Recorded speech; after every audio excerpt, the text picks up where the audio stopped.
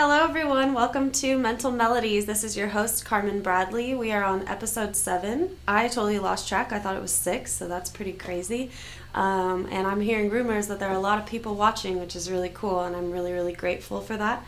Last week, I had my first guest.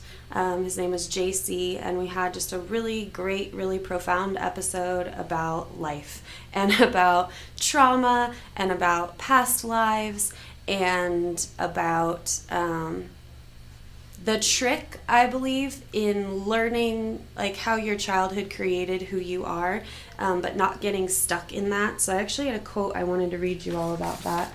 I take screenshots of stuff I see on Facebook, and then I print them out. This is the wrong quote. I have so many of them. This is the wrong quote too. Here it is. Okay, it says the past is a place of reference, not a place of residence. The past is a place of learning, not a place of living. And this is something that JC and I were talking about a lot last week that I think is really, really important when you're starting to work on your trauma and you're delving deeply and you're understanding who you are and why you are the way that you are. Because it's really, really easy to get stuck in this talk in circle thing. And if you've been to therapy before, I don't know what the statistics are on how many people continue with therapy and how many people don't. But I know that a trap that we often get into when we first find a therapist is that we just start talking in circles. And we talk about what happened and we talk about why it happened, and we gain this sense of awareness of why we are the way that we are, but then we never move forward from that. And that can be really, really challenging to figure out, okay, now that I understand that I am the way that I am because of the way that I was raised, what do I do with that information? And so it's really important to remember that, like this quote says, it's a place of reference, but it's not a place to live. You shouldn't be always going back into your past and then sitting back and throwing your hands up and saying, well, this is just the way that I am. And that's where it starts to get complicated, because I think one of the questions that I've had about myself that's been really hard to answer is who was I before the world got to me? And I think it's hard to figure out how early you have to go back to figure that out. But I was reading something the other day that was talking about basically ages 2 to 4 is kind of where you're in your most natural state and you're exploring and you're playing. And then what happens sometimes, there was this really great example of a kid who's in his dad's room and he's playing with his dad's guitar, and then he gets spanked because his dad doesn't want him to play with the guitar. But the kid is confused about that and doesn't know why he's getting in trouble because he's just playing. And this feeds in a lot to the gentle parenting movement, which I know not everybody is down for. And I'm not a parent, so I can't definitively say this is the right way to parent your children. And I know it's much easier said than done.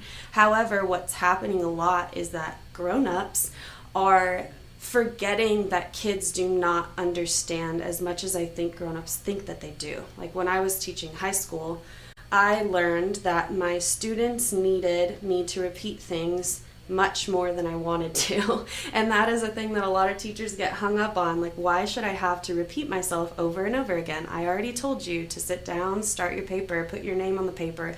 Simple things that you would expect them to remember.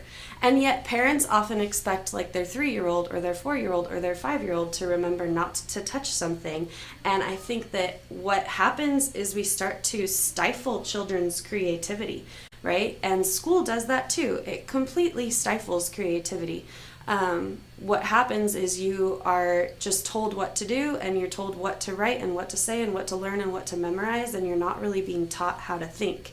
And I can say for me personally that I feel that I was a very creative child, and I was musically inclined as a child, but something about that got lost when I went to school, because one of my other personality traits, which I haven't quite figured out if it's because of how I was raised or if it's because of who I am. But I have this personality trait where I like to, not so much anymore, but I like to follow the rules, I guess. Like do things the right way. And I still am kind of like that, but just not as much as I used to be. And I definitely have a lot of fun and curiosity in like trying to delve into being a little bit more of a rebel. But when I was in high school, I did not talk when the teacher told me not to. I did not share test answers. Like I did everything by the book. Now you could say that this is because of how I grew up, which goes back to what I kind of started the episode off of, right? Like my stepfather was a very, very strict human being. And so I lived in a household where I felt like I was walking on eggshells.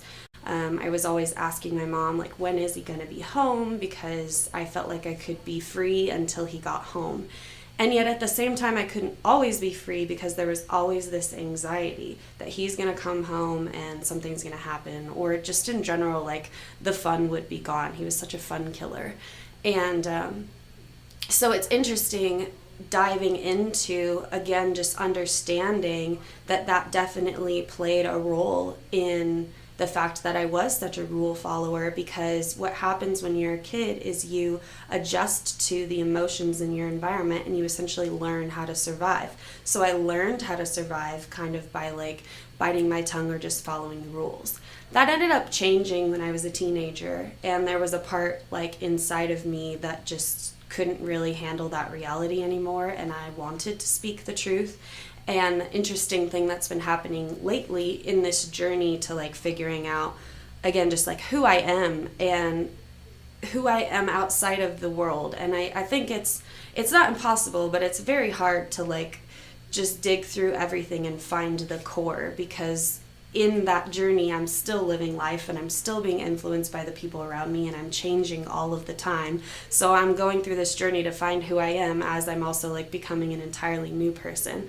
And I think that's like the beauty of life. But one of the things that I've been meaning to bring up in the past few episodes that I just haven't had the time for, was just this journey through your past lives. And by that, I just mean like the various versions of yourself. And I think the older that you get, you can start to kind of distinguish like the eras of your life, if that makes sense. Like I feel like I had this era from like junior high till the end of high school, and then I had a big shift in who I was for college, and then those 4 years were kind of a different version of myself.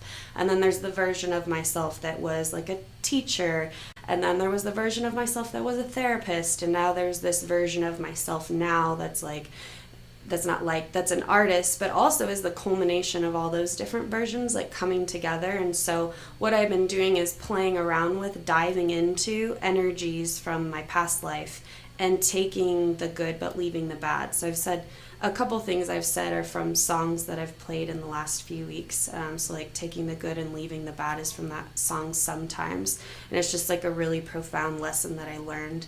And I initially learned it from relationships, because relationships are in our life to be a mirror anyway, right? So like people come into your life to show you about you, I think, and then you kind of get to choose like, is this a version of myself that I want to be? And so I learned that lesson because of relationships, and then realized that it also applied to versions of myself. So there are a lot of things, I think I did mention this before, I've had like a lot of shame about certain versions of myself, like because I was really struggling in my 20s. But what I've been able to do is to peel that away and stop shaming my past self, and instead getting to know her and getting to know the strengths that she had, and then highlighting those strengths. So I'm being reminded of how I explained PTSD and how it works in the brain, and narrative therapy. Those are two things that I've brought up a lot. So in narrative therapy, reminder, you are telling your story, and then you're learning how to retell your story to include the things that you often don't include. Because what happens with PTSD is that the negative memories, specifically the traumatic memories, are stronger, and they're constantly being triggered, or they're constantly turned on. Like if you're having flashbacks all of the time, then you're living in the past. And we talked about how that's not where you're supposed to be. It's not a place of residence. So how do you get out of that? And when you're essentially a victim of your own PTSD, that's really hard because you come to therapy like looking for help. Please solve this problem for me or whatever. And for one thing, like a therapist cannot solve your problems for you. They are there to help you.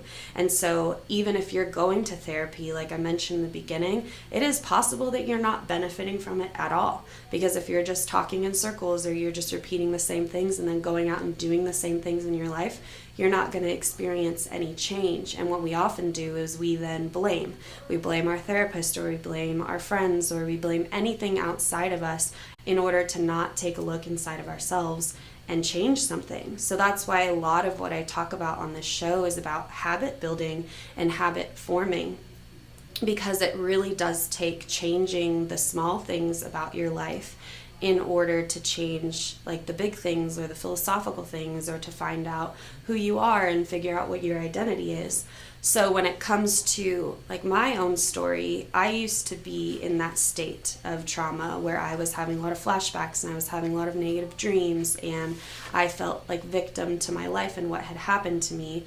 And I've noticed now that because I processed that, because I peeled those layers away, I can now take versions of myself and see how there was actually a lot of good. And that's a really, really beautiful thing, that you can change the way you see your own life story. And then it starts to just get less heavy and heavy over time, and it gets lighter. And it's just really, really a cool thing. So I'm going to pause there so that I can kind of shift gears in the next segment, and I will be back in a minute. Hello, everyone. This is Joseph Skoda with Social Media Shows. Well, I thank all of you for your support through these last several years, and it's been a lot of fun. We've given people a voice they never had before. Now, Social Media Shows is always collaborating with our veterans to help them do things and help out the veterans who are struggling today. And we teamed up with GI Connections, connecting veterans with resources. So please consider helping and donating to this great cause, because we're always doing things for veterans. So GI Connections, Social Media Shows, and you is what makes the world a better place. Once again, Joseph Skoda, proud United States Air Force veteran.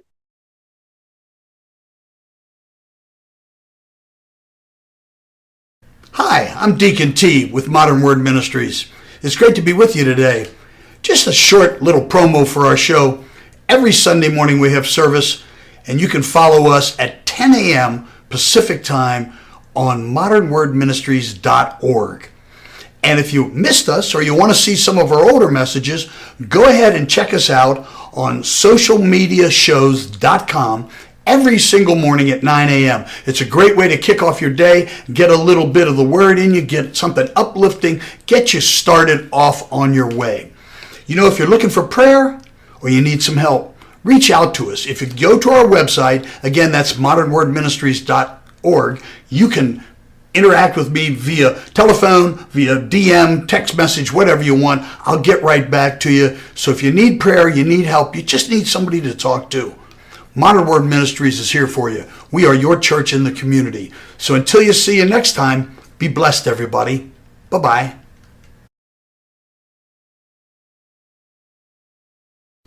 Hi everyone, welcome back. Mental Melodies, episode 7, segment 2. This is Carmynn Bradley, your host.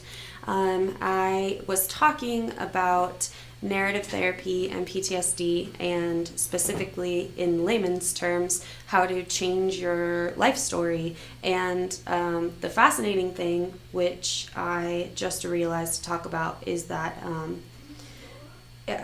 this actually changes on like a microbiological level. And I mentioned before that I don't have the specific research for it, but I could find it, and maybe I will before next episode if I have time. But I remember saying something about how there isn't enough research about this like a few episodes ago. And there's been so many episodes now that I can't even remember specifically which one it was, which is pretty cool.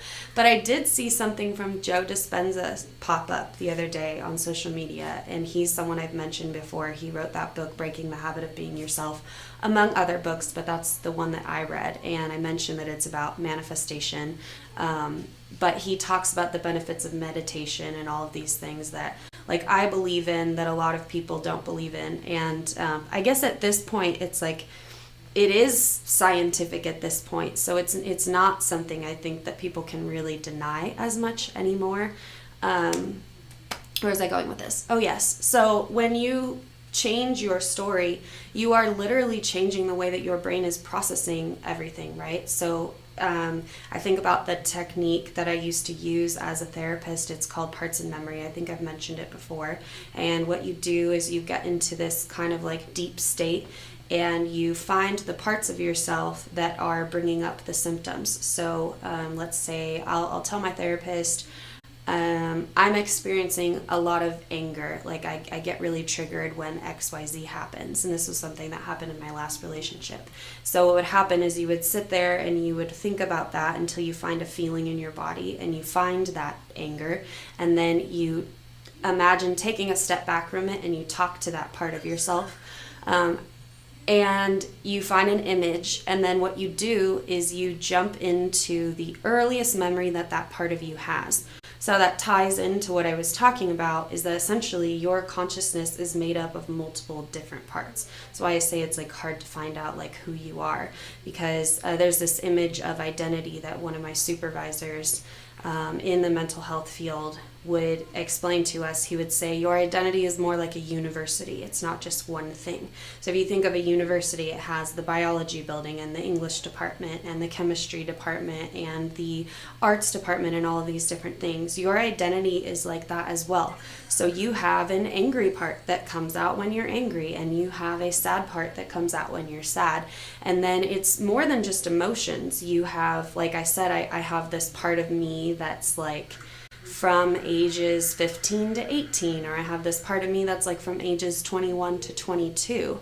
And these parts of you are formed from memories, which is why I think Inside Out is one of the most profound movies ever. Please watch it if you haven't seen it, but it talks about core memories and how they create your identity, and that's 100% absolutely true. So if you think about like that scene in that movie where her happy kid core memories, they like crash, you could think about that as like the end of that era. So I was mentioning how I have these various selves, like, you know, your baby self, your toddler self, your young self. It's like, well, when does that part end? And often it's when trauma happens or when a big change happens, right? Because those core memories they're going to change if you have different people around you. Maybe your core memories from when you were young included grandparents, and then your grandparents passed away, and so that's a big shift. So you can start to kind of see where these different parts of you begin and end depending on what happens. So what I was talking about was how my own story had shifted from being like dark or always blue to being more joyful, just like what happened in the movie. So there's another quote that I wanted to share with you about this, since I'm kind of talking about trauma. It says, trauma teaches you to close your heart and armor up. Healing teaches you to open your heart and boundary up. And I just like absolutely love that because it is very true, and it speaks to me a lot when I think about like where I was. Specifically, I guess in my mind, I'm going back to that like my 20s era, where I was very much being affected by my trauma. I mentioned before that I was having like flashbacks every day. I was having nightmares. I was unable to keep friendships. I was flaky. I couldn't respond. I was overwhelmed. My dogs were like ripping up books everywhere, and I couldn't catch up. I didn't invite people over to my house. I stopped hanging out even with my sister. There's just like relationships that completely changed because of what I was going through then. And so like going back to that, trauma closed my heart up, because what was happening is I was in constant fight or flight. And I mentioned this, I think last week or the week before, but that's what's happening when you're in PTSD, right? Is that you're always in fight or flight, which is not a healthy way to be. You need to learn how to relax, and your body needs to be able to go into fight or flight when it needs to, like if there's a bear. And then you need to be able to relax and go back to a state where you feel safe. But people with PTSD are constantly looking over their shoulder, and it can lead to things like schizophrenia. And this is something that I did notice as a working therapist, was that that's kind of how mental health works, is it's kind of like an onion. And you have to kind of peel back the layers. And this is just a theory that I have, but I do believe it's true because I saw it happen with me. So you come into the office and you present with an issue. So like my main issue when I was in my early 20s was my eating disorder. And I was also depressed, and I was also suicidal, and there were also all these other terrible things going on. And that can be really hard to navigate as a therapist, because it's like, what do you attack first? So essentially you have to figure out what's taking up the most brain space or the most energy. So like for an eating disorder, you're constantly thinking about food, or you're constantly thinking about how fat you think you are. And so if your mind is there 90% of the time, which mine was, that's the thing that you work on first. And then once you start to heal that, which took forever, you can find out what's underneath that. What's underneath that could be another mental illness. But I've said this before, and I think my main overall takeaway from this show is that I want people to know that healing can happen. What often happens is you get into therapy and then you're stuck there and you're in therapy for the rest of your life. I've had clients who had been in therapy for 30, 40 years, and they would talk about the same things every time. And that's hard as a therapist, because you're not sure, like, if it's on you, like, what can you do differently to help somebody out of a rut. But at the end of the day, like I said, like 20 minutes ago, change is truly up to you. And part of the reason why when I first went to therapy I didn't change is because I wouldn't come back, or I couldn't take a step outside myself and see myself. And it's hard when you're in those moments of extreme crisis to do that anyway. If you are constantly on edge, or you're constantly having flashbacks, it is so hard to get to a point where you can even think about those things. Which is why I've mentioned before that the first step often, if you're in that space, is to get into your body. So like yoga is the thing that helped me heal in the beginning, and helped me also just deal with what I was going through, because I used to be in a state of panic forever, like all day long. And this even was going on when I moved to Las Vegas. I was 28 years old, and I was starting to try and figure out like how to have friendships and stuff. And I found friends who didn't think it was weird that I would lay down on the floor in child's pose for like 20 minutes every time I felt like I just couldn't handle it anymore. And I would just be there, and I would essentially go through this like panic attack in my mind.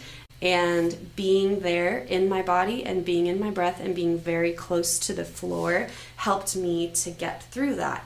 And when I started to realize that and continue to do yoga and continue to embrace my breath and be with my body and be grounded, the fight or flight started to go away. And I think it took like 2 or 3 years of constant daily yoga, like more than 4 hours a day even, to get to the point where I was no longer panicking anymore. That's how long it took. Like, saying that out loud is actually crazy, because the thing about my yoga practice now is that it's not completely gone, but it's evolved over time. And that's something, I gotta slow down here because I have so many different thoughts coming at me and I'm trying to like have one narrative. But essentially I've had this when I'll compare myself to my past life. So I'm talking about, this is like a theme for today, where I'm looking back at my past selves and I'm trying to pull good things, right? And so one good thing from that era was yoga, and it was movement, and I was running a lot, and there was a lot of writing happening and a lot of singing, but it was very frantic and very all over the place and very just like almost more responsive than reactive. And I think that's the thing. Trauma puts you in a response. You're constantly responding to life. You are reacting to life instead of being able to like just be in your own energy and not let life affect you at all. There's this great word, equanimity. It's actually the name of the business for my mentor from when I was a therapist. He's just an awesome person. But equanimity means that you can be like a mountain, and life can hit you and you can feel something. It can even, like, the feeling can go through you, but you're not shaken by it. Your mountain doesn't fall. Maybe a better image would be like a tree, and this is something we actually do in yoga to mimic this process, I guess you could call it, is that, like, you stand on one leg and you see how long you can balance, and then you practice. Like, imagine that there's wind, and you can imagine it's like an emotion, and what's happening is you're noticing that you're getting off balance, and you continue to practice until you can stand there no matter what.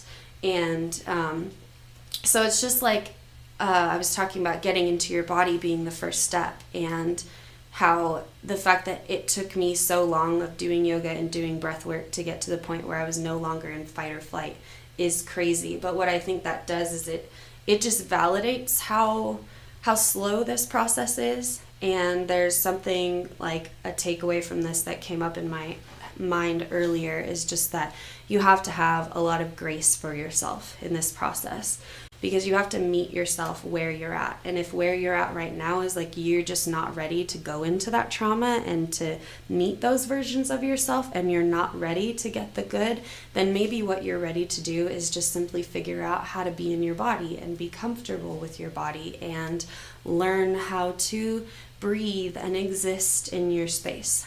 So more on that after the break. Traditional TV is going away. Hollywood is starting to fade. People are demanding real stories from real people. Our voices are now being heard in our own way. Podcasts, Facebook, Twitter, YouTube, and TikTok Live are becoming the norm. Internet TV has now reached the highest demand in human history. Social media shows is now the new media of the century.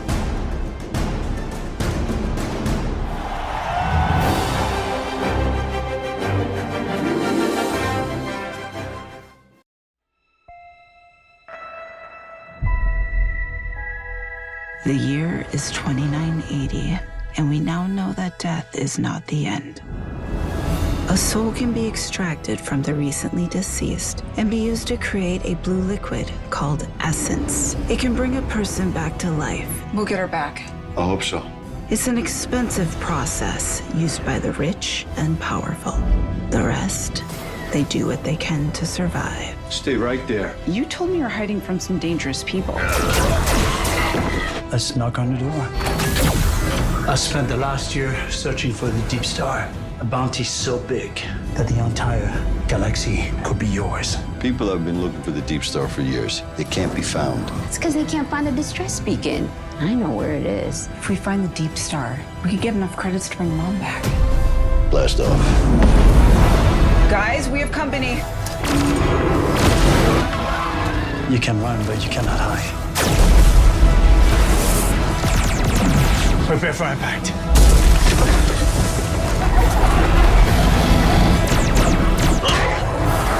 I am now authorized to take action.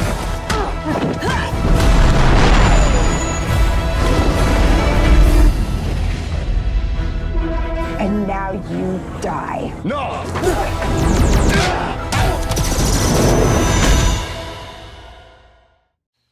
Welcome back, Mental Melodies. Carmynn Bradley here, your host of this show. I've been talking about being in your body, and to kind of like recap how I got there, I was talking about how mental illness kind of works as layers. And again, this is just like a theory that I've been working with, and I would love to write about it one day. But I believe that if you have a mental illness, you can peel apart the layers and you can find what's underneath, and you can continue to do that until you figure out who you are. And that is a lifelong process. But I just genuinely don't believe that it is not a death sentence, but that's the word or the phrase that came to mind. In a way though, yeah, because I think if you're stuck in depression for the rest of your life and that's your reality, and you are you are the depressed person who takes Prozac or whatever it is that you take, and you do that the rest of your life, I think that's a death sentence, because I think it takes away from the joy that you can have in life, right? Because depression is essentially like a ceiling over your head, and you can't ever get out, or you're constantly like treading water, and that is not a great feeling to have. So I genuinely believe that you can heal from that. But like I've said multiple times this episode, that is on you, and it's on you to find help. And when you get help, it's on you to realize that it's help and that it isn't the work that you have to do, right? And I've also said in the last segment, like, it's really important to have grace for yourself, because that can be exhausting. And like, I'm currently not in therapy right now because I needed to take a break from it, and that is totally valid. And I think that's part of the process, is being able to take a step back from your healing journey, and then to just kind of live your life for a minute, and then maybe go back into it and start to talk about it. But it can be really exhausting to constantly be analyzing your behaviors and figuring out how to change. But it's also very enlivening and very inspiring. I love opposites. If you've been watching for a while, you know that, because I talk about duality a lot.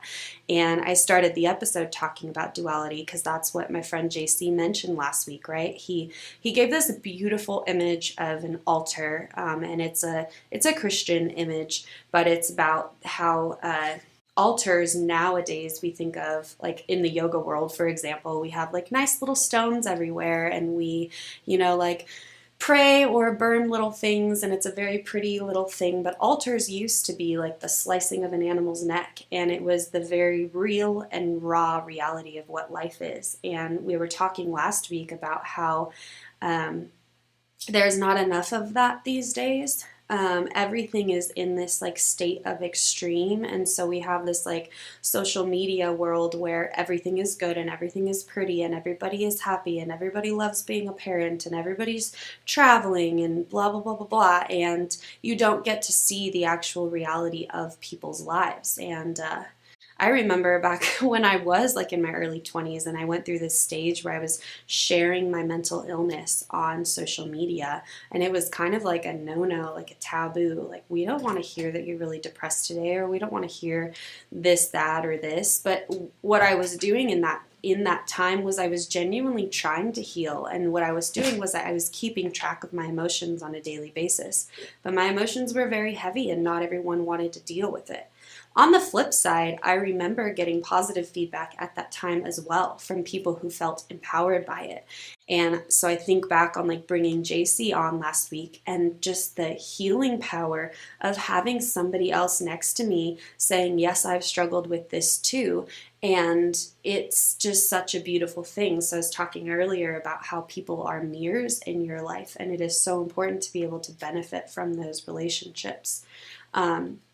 So anyway, I was talking about how mental illness, you have to peel back the layers, right? So when I was doing yoga a lot and I was trying to heal specifically from my eating disorder, I had kind of made a decision at that time that that was the one thing I needed to focus on. And this is a huge theme for me that I've brought up in past episodes, because right now for me, my thing is my music. And I've mentioned the struggle to get to that point. And it was actually just now, like just a second ago, that I realized that at that time I had done the same thing for my eating disorder, where it was like, I have so many things I'm dealing with and struggling with, but right now I need to focus on my relationship with my body. And so not only was it breathing and getting out of a fight or flight mode, it was also learning to literally love my body. And I bought this plate that said enjoy on it, and I was making food that made me happy, and I was gaining weight, but I was accepting that, and I was running a lot, and I was just literally doing a lot of physical work in order to peel back those layers and to figure out how to heal from body dysmorphia as well, which is something that is so complicated. And I would love to be more involved with research on that, because there have been times where I saw a picture for years and hated it, and then after this process that I went through, I saw the picture again and noticed that I did not look as big as I thought I did, or as ugly as I thought I did. And so I have moments now where I can tell that I think what it is it's a part. I mentioned this, like parts in memory therapy, there are parts of you that can essentially like take the driver's seat. And so for a while, I think if you're in like a constant eating disorder state, you have this part of you that doesn't like your body and that is convinced your body is too whatever, too thin, too fat, whatever you think. That part of you is like the driver for your consciousness. And so we talk about healing. It's like you have to take fear out of the driver's seat, or you have to take this eating disorder part out of the driver's seat, and you have to find control over your life again. So there was another quote I wanted to read today, because it's the day for quotes, because I've talked a lot about like self-responsibility and also about how it's like a slow process, and how small habits really, really matter. So this is another one that I found on, I think it was Facebook. I just take screenshots and print them out. It says, habit is far more dependable than inspiration. Make progress by making habits. Don't focus on getting into shape. This is just an example, but it applies to anything. Focus on becoming the kind of person who never misses a workout.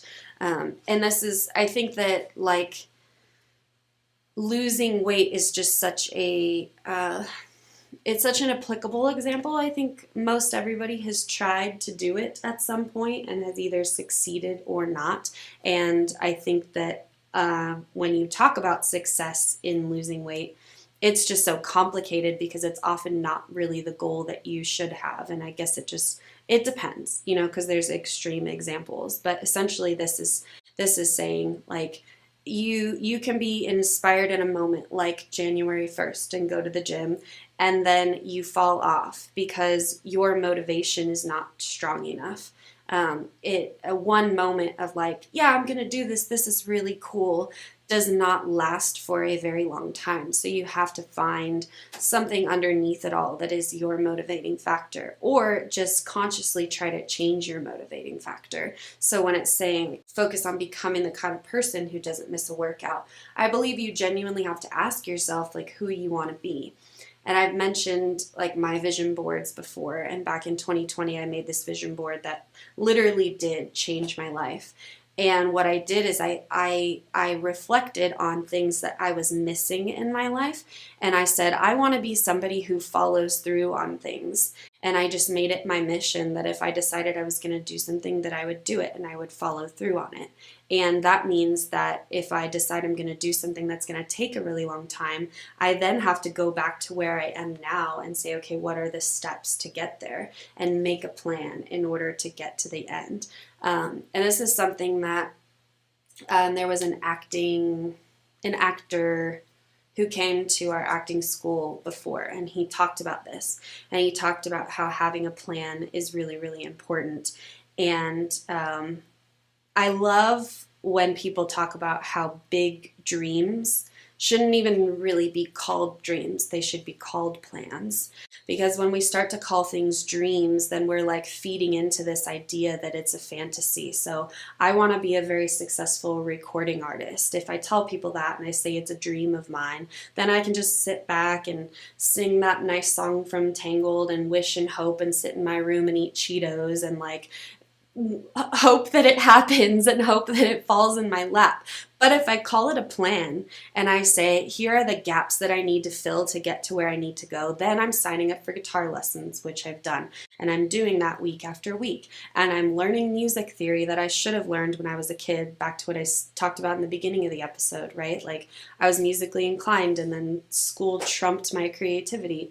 And so I'm filling in the blanks now. And things just keep happening because of that. And there is that balance, which I've talked about before, of being able to surrender and essentially relax into your moment, but also to take guided, intentional steps forward toward where you want to go. And so this applies to your mental health as well. If you're somebody who's struggling with PTSD, is just the thing that's been coming to my mind in the last couple episodes, or an eating disorder. If you're struggling with those two things, you have to think about like what kind of person you want to be, and that might be 5-10 years from now.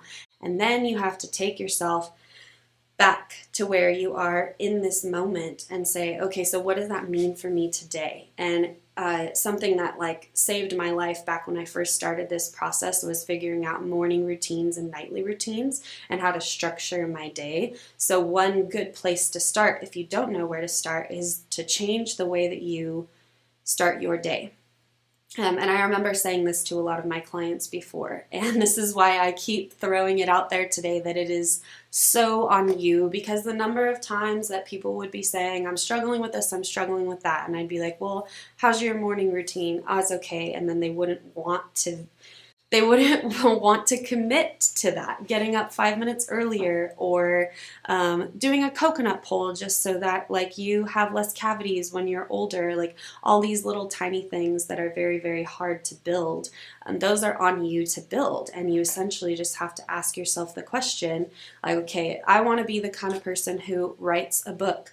Then you have to get up every morning and write. You have to find time in your day. Or I want to be the kind of person who gets out of the rat race. Then for now, you're going to have to work a little bit harder, which sounds counterintuitive.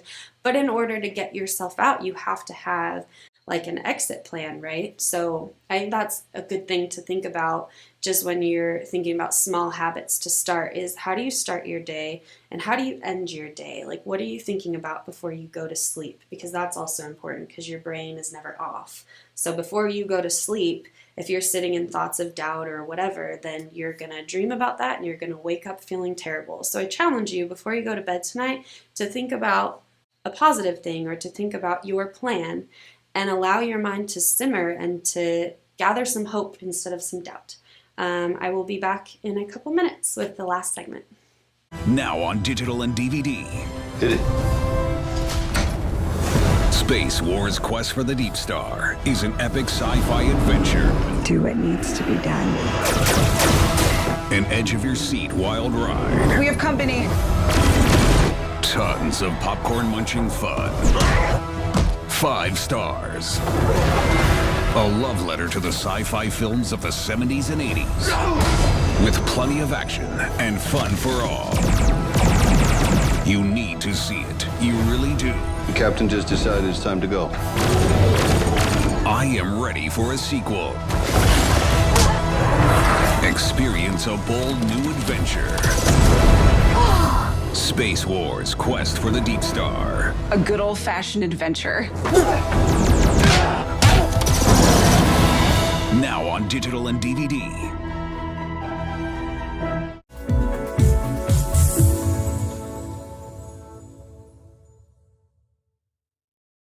Shopping for a new home is an exciting time, and the mortgage process just got easier. New American Funding's all-digital mortgage application takes all the hassle out of applying for a mortgage. Simply put in your information and we do the rest. Safely and securely verify your income, assets, and tax information electronically. Plus, you get access to track the progress of your application anytime, anywhere. Less questions, less paperwork, less hassle, and instant access. Ready to start shopping for your new home? Let's get started.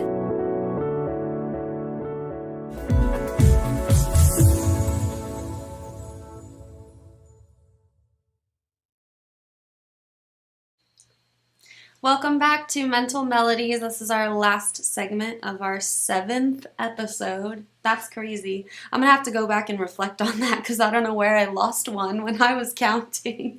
But again, just like I said in the beginning, I'm just grateful for everybody listening. It gives me a lot of hope to know that people want to hear what I have to say, because like I've said in past episodes, I just believe that I'm meant to share these things because I've been through a lot and I've experienced a lot and I've learned a lot, and I've consciously learned how to deal with the things that I've been through in a way that I think is very helpful to other people, and I'm grateful for that, and I don't take like that for granted. And I think being in a kind of like leadership position or in a spot where I can help others heal is just really, really cool.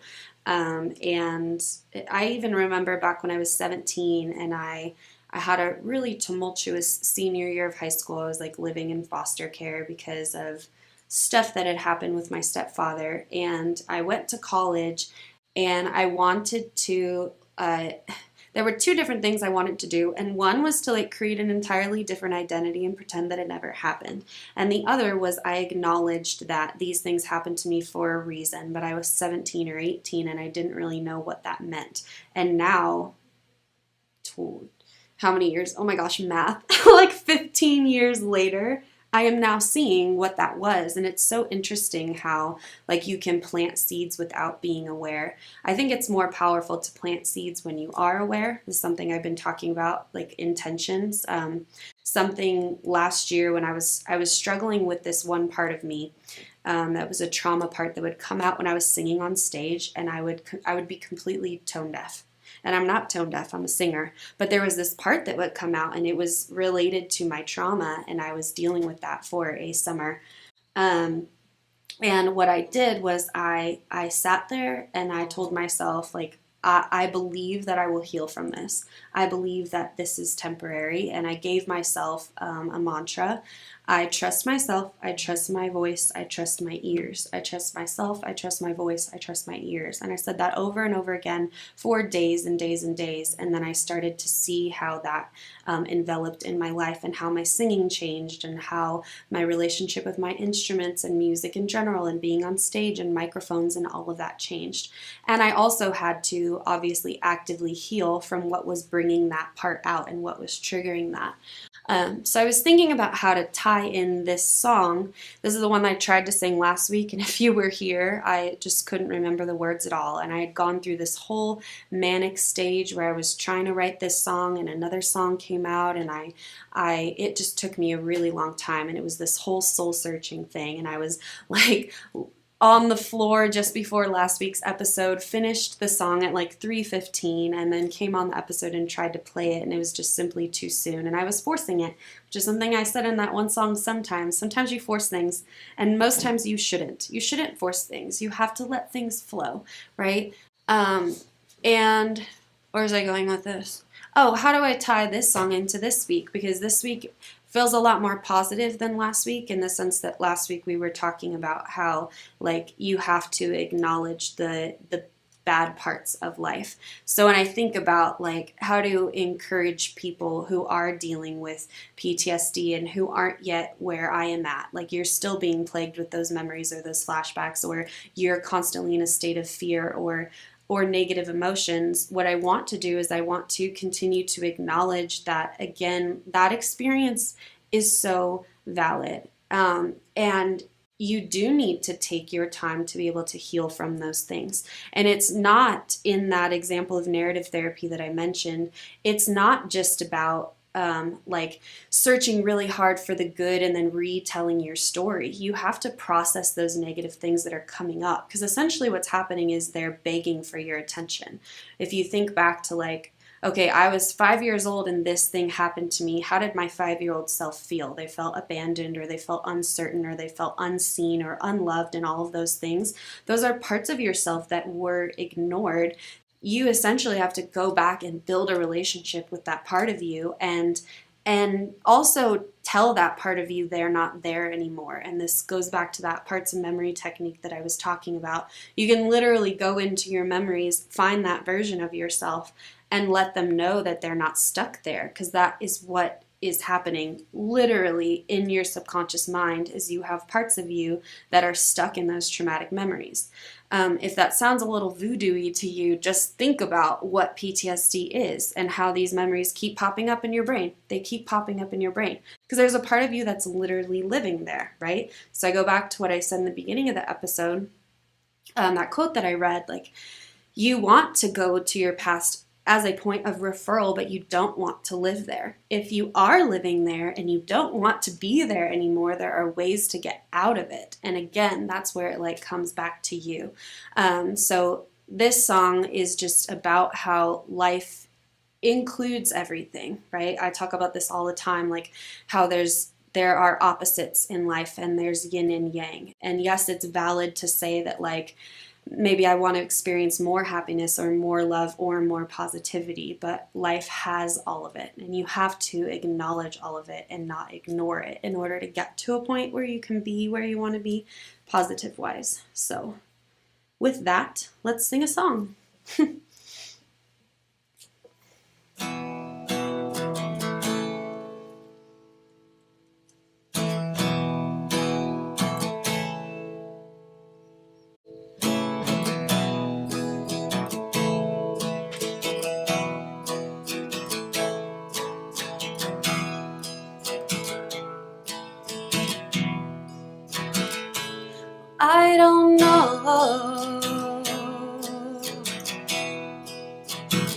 what the meaning of life is.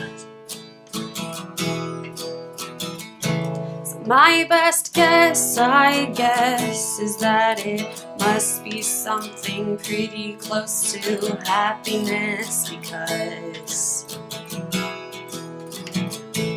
what is life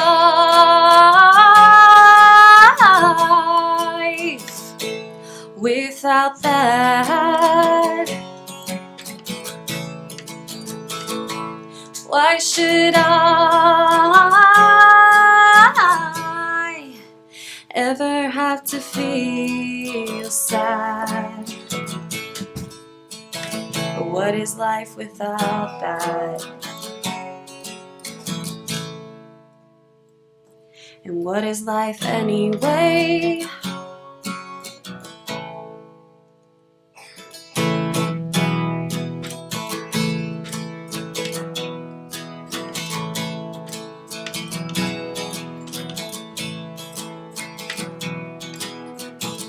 Well, it might be true that the meaning of life is love, but then it would be true too that you would have to feel grief too. 'Cause what is life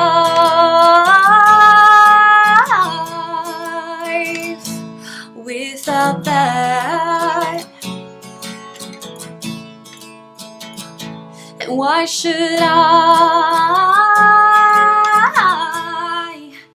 ever have to feel sad?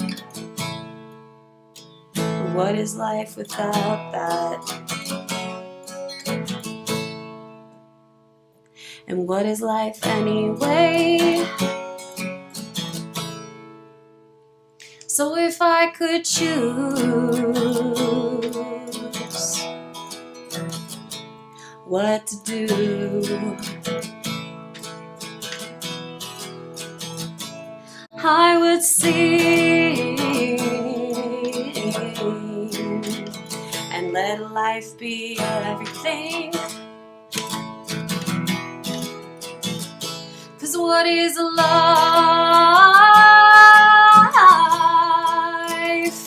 without it all? And why should I ever make it small? What is life without it all? And if I could choose how to feel, I'd feel it all and sing about it. 'Cause what is life without that? What is life anyway? Thank you. Thank you. That's called What is Life Anyway? And it's just been a really honestly beautiful journey writing that song. I've learned a lot about myself, and yeah, so I hope you enjoyed it. I hope it spoke to you. Where are we at on time? A few minutes? Yeah. So let's see. Next week I will most likely have another guest, so look forward to that, but we will see. I just need some confirmation. If you want to be a guest on the show, I mentioned this a few weeks ago, I will want to meet with you ahead of time. So just reach out to me. You can email me directly, or you can reach out to Maria and she can send you my way. And I want you to think about these things before you do reach out. What is it that you want out of being on the show? What is it that you want other people also to hear or to get out of it? So just really reflect on that. don't reach out on a whim. Give yourself a day or two to think about that, and then reach out. So that way we can have a very meaningful conversation, because the time here also should be a very meaningful conversation. And with that, if you want to sponsor the show, please reach out to admin@socialmediashows.com. You can find me on Instagram, Carmynn_Bradley. And I just once again appreciate you. Thank you for your eyes and your ears. And I will see you next week for the 8th episode of Mental Melodies. Yay! Thank you, everyone. I ever make it small? What is life without it all? And if I could choose